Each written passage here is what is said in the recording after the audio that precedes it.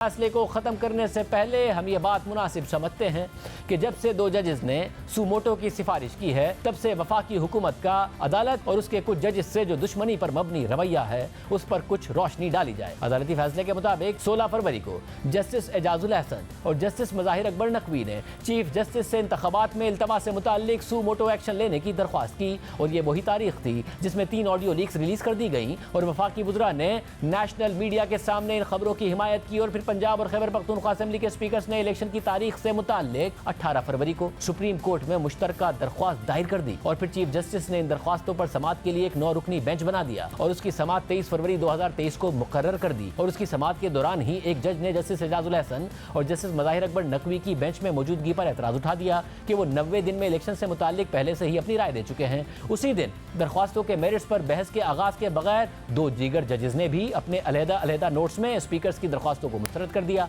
और कार्रवाई की बेतरतीबी का फायदा उठाते हुए इत्तेहादी हुकूमत ने दूसरे ही दिन यानी 24 फरवरी को जस्टिस एजाजुल अहसन और जस्टिस मज़ाहिर अकबर नकवी की बेंच से अलहदगी की दरख्वास्त कर दी और हुकूमत की दरख्वास्त का मकसद ज़ाहिरी तौर पर स्पीकर्स की दरख्वास्तों पर कार्रवाई में खलल डालने के लिए या इल्तवा पैदा करने के लिए था। और 23 फरवरी और 24 फरवरी की समाअत में तज़ादात और कन्फ्यूजन की वजह से 9 रुकनी बेंच ने 27 फरवरी को चैम्बर में मुलाकात की ताकि कार्रवाई के दौरान हम आहंगी को बहाल किया जाए और फिर बिलाखिर तमाम जजेस ने मुत्तफ़िका तौर पर उस दिन ये फैसला किया कि चीफ जस्टिस इस हवाले से बेंच को दोबारा तश्कील दें और इस ऑर्डर के पेश नज़र फिर इस केस में 5 रुकनी बेंच बनाया गया। वफाकी हुकूमत ने भी बेंच की दोबारा तश्कील को चैलेंज नहीं किया और मामला आगे बढ़ने लगा और 3-2 के तनासुब से अक्सरियती फैसला 1 मार्च को जारी कर दिया गया और 3 जजेस ने अक्सरियत में यह करार दिया कि स्पीकर्स की दरख्वास्तें काबिल समाअत हैं और पंजाब और खैबर पख्तूनख्वा की असेंबलियों में इंतखाबात 90 दिन के अंदर होने चाहिए और बाकी 2 जजेस ने इख्तलाफ किया और स्पीकर्स की दरख्वास्तों को नाकाबिल समाअत करार देते हुए मुस्तरद कर दिया और अक्सरियती फैसले ने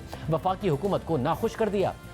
और उसने इस फैसले को मुस्तरद करके यह करार दिया कि स्पीकर्स की दरख्वास्तें 4-3 के तनासुब से मुस्तरद हो गई हैं, जिसके बाद अदालती फैसले पर अमल दरामद करने से इनकार कर दिया गया और फिर वफाकी हुकूमत 4-3 के फैसले का मामला बाद में भी इलेक्शन के मामलात पर होने वाली समाअतों में दोहराती रही और जब इलेक्शन कमीशन इलेक्शन की तारीख को 30 अप्रैल से बढ़ाकर 8 अक्टूबर तक लेकर चला गया और फिर जब यह मामला भी चैलेंज हुआ तो वफाकी हुकूमत ने इस हवाले से कार्रवाई में रुकावट डाल दी, इस झूठी बुनियाद पर रुकावट डाल दी कि स्पीकर्स की दरख्वास्तें 4-3 की अक्सरियत से मुस्तरद हो गई हैं और ऐसा करने में हुकूमत ने इस अहम हकीकत को भी नज़रअंदाज कर दिया कि 9 रुकनी बेंच के तमाम जजेस ने 27 फरवरी को चीफ जस्टिस से यह दरख्वास्त की थी कि वो इस मामले में दोबारा बेंच तश्कील दें और फिर चीफ जस्टिस ने 5 रुकनी बेंच बना दिया था। किसी भी स्टेज पर 7 रुकनी बेंच नहीं बनाया गया था जो 4-3 के तनासुब से फैसला जारी करता और इलेक्शन कमीशन का अक्टूबर तक इलेक्शंस को ले जाने का फैसला 4 अप्रैल को अदालत ने मुस्तरद कर दिया था। लेकिन इसके बावजूद वफाकी हुकूमत ने अदालती फैसले की पैरवी नहीं की और ये इसरार करती रही कि जो 5 रुकनी बेंच ने 1 मार्च को मुख्तसर फैसला जारी किया है उसमें 4-3 के तनासुब से स्पीकर्स की दरख्वास्तें नाकाबिल समाअत करार देकर मुस्तरद कर दी गई हैं, जिसका नतीजा यह निकला कि 4 में से 2 सूबे आज तक गैर मुंतखब निगरान हुकूमत के तहत चल रहे हैं, जिसका खात्मा भी नज़र नहीं आ रहा। अहम बात यह है कि चीफ जस्टिस ने मुसलसल ये करार दिया कि हुकूमत स्पीकर्स के खिलाफ दरख्वास्तों के फैसलों को 4-3 का फैसला करार देती रही और मामलात में इल्तवा पैदा करने की कोशिश करती रही, मगर हकीकत यह है कि ये वो केस था जिसकी वजह से सुप्रीम कोर्ट वाज़े तौर पर 2 धड़ों में तकसीम हो गई। और सबसे अहम बात यह है कि सुप्रीम कोर्ट वफाकी हुकूमत पर इल्ज़ाम लगा रही है, चीफ जस्टिस खुद आज के फैसले में इल्ज़ाम लगा रहे हैं कि वो 4-3 के फैसले की रट लगाते रहे, मगर हकीकत में खुद सुप्रीम कोर्ट के 3 मुअज़्ज़िज़ जजेस ने बराह रास्त इस फैसले को 4-3 का फैसला करार दिया था और खुद चीफ जस्टिस को चार्जशीट कर दिया था। जस्टिस अतहर मिनल्लाह ने इस हवाले से अपने नोट में लिखा था कि मुझे जस्टिस मंसूर अली शाह और जस्टिस जमाल बंदूखेल की तफसीली वजूहात पढ़ने का एजाज़ हासिल हुआ और मैं उनकी राय से इत्तफाक करता हूँ, ख़ासतौर पर दरख्वास्तों और सुमोटो के दायरा कार को लागू करने के 4-3 के हतमी नतीजे से मुताल्लिक इत्तफाक करता हूँ, क्योंकि 27 फरवरी 2023 को जो एंट रूम में इजलास हुआ उसकी अंडरस्टैंडिंग यही थी और मैं ये भी नोट करता हूँ कि मैंने खुद को बेंच से अलहदा नहीं किया था और ना ही मेरे पास खुद को बेंच से अलहदा करने की कोई वजूहात मौजूद थी। जबकि जस्टिस मंसूर अली शाह और जस्टिस जमाल बंदूखेल ने जस्टिस अतहर मिनल्लाह और जस्टिस याया आफरीदी के फैसलों से इत्तफाक करते हुए उन्हें अपने दिए गए फैसलों के साथ मिलाकर सुप्रीम कोर्ट का अक्सरियती फैसला करार दिया था और आज खुद नोटिस खारिज कर दिया था। जस्टिस मंसूर अली शाह के तहरीर करदा फैसले के मुताबिक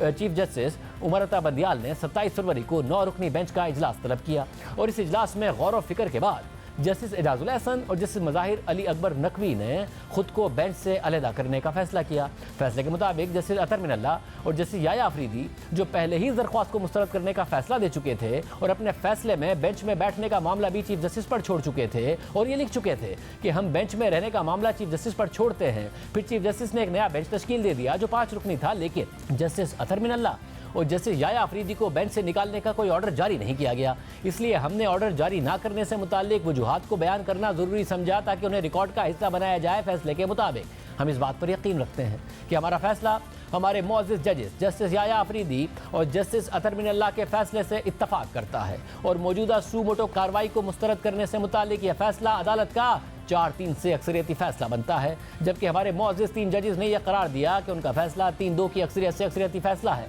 और इस इख्तिलाफ राय की वजह से ऑर्डर ऑफ द कोर्ट, जिसे बेंच का सरबराह बनाता है, वो जारी नहीं हो सका। हम ये समझते हैं कि हमारा फैसला यानी justice Mansoor Ali Shah, justice Jamal Mandokhail, justice Athar Minallah और जस्टिस याया अफरीदी का फैसला अक्सरियती फैसला है और तमाम लोगों पर यही फैसला बाइंडिंग है। मगर आज चीफ जस्टिस ने इस पहलू को अपने फैसले में नज़रअंदाज कर दिया है और अपने फैसले में मज़ीद लिखा है कि वफाकी हुकूमत और उसके इत्तेहादियों का हमारी कार्रवाइयों और फैसलों से मुज़ाहमत का मामला धमकियाँ देने तक फैल गया और जब से ऑडियो रिकॉर्डिंग्स लीक हुई हैं तब से कुछ जजेस पर सख्त हमले भी किए गए हैं और जजेस पर हमलों की एक मिसाल 15 मई को देखी गई। जब सुप्रीम कोर्ट इलेक्शन कमीशन की नज़रसानी की दरख्वास्त सुन रहा था तो उस दिन कुछ सियासी जमातें जो इत्तेहादी हुकूमत का हिस्सा थीं, उन्होंने सुप्रीम कोर्ट के बाहर एक जारहाना मुजाहरा किया और चीफ जस्टिस को संगीन नताइज की धमकियाँ दी गईं और इस मुजाहरे का परेशान कुन पहलू ये था कि वफाकी हुकूमत ने अपने इत्तेहादियों को अदालत के खिलाफ रेड जोन में एहतजाज करने की मंजूरी दे दी, जिसकी सख्ती के साथ मुमानियत है और हुकूमती मशीनरी ने बड़ी तादाद में लोगों के दाखिल होने में सहूलतकारी का किरदार अदा किया और उनके बहतानों पर खामोश तमाशाई बनी रही। और इस पावर शो में जिसकी वफाकी हुकूमत ने मुआवनत की वो अदलिया की आज़ादी पर बराह रास्त हमला था और वफाकी हुकूमत के ताउन न करने के मौक़िफ़ पर अदालत ने अपने फैसलों की नफ़ी पर तहम्मुल का मुजाहरा किया, इस बात के बावजूद कि अदालत के पास अपने फैसलों की खिलाफ वर्जी करने पर सज़ा देने का आईनी इख्तियार मौजूद है। और इस कंट्रोल का इस्तेमाल इसलिए किया गया क्योंकि इलेक्शन कमीशन की नज़रसानी की अपील दायर हो चुकी थी और अदालत ने यह फैसला किया कि मौजूदा सियासी नफरत पर मबनी माहौल उसके फैसले की हतमियत का तकाजा करता है, जिसके लिए इलेक्शन कमीशन की नज़रसानी की अपील का फैसला होना चाहिए। इस अदालत ने वफाकी हुकूमत के तमाम इक़दामात का सामना बर्दाश्त और तहम्मुल के साथ किया है, लेकिन अदालत के किसी फाइनल और हतमी फैसले पर अमल दरामद करने से इनकार के वो नताइज निकल सकते हैं जो आइन में दर्ज हैं। इन तमाम बातों को मद्देनजर रखते हुए वफाकी हुकूमत की बेंच से अलहदगी की दरख्वास्त को मेरिट के बरखिलाफ और कानूनी हैसियत के बगैर करार दिया जाता है और उसमें अच्छी नीयत शामिल नहीं है और जिसका मकसद बेंच के एक रुकन को हिरासा करना था। हमारे ख्याल में ये दरख्वास्त मोटिवेटेड है और ये अदलिया की आज़ादी पर हमला है,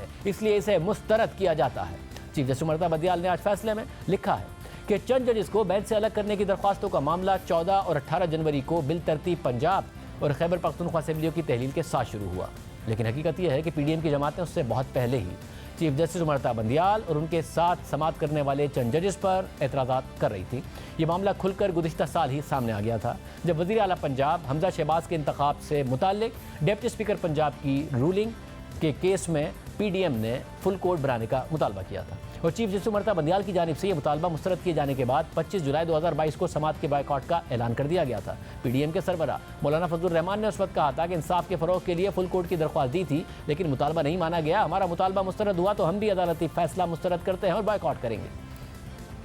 हम तमाम पार्टियों के हम इत्तेहादी हैं, वो अपना वाज़ेह मौक़िफ़ देना चाहते हैं। अगर फुल कोर्ट मुस्तरद किया जाता है तो हम भी अदलिया के इस फैसले को मुस्तरद करते हैं और हम अब इस केस के हवाले से इस बेंच के सामने पेश नहीं होंगे और मुकदमे का बाइकॉट करेंगे।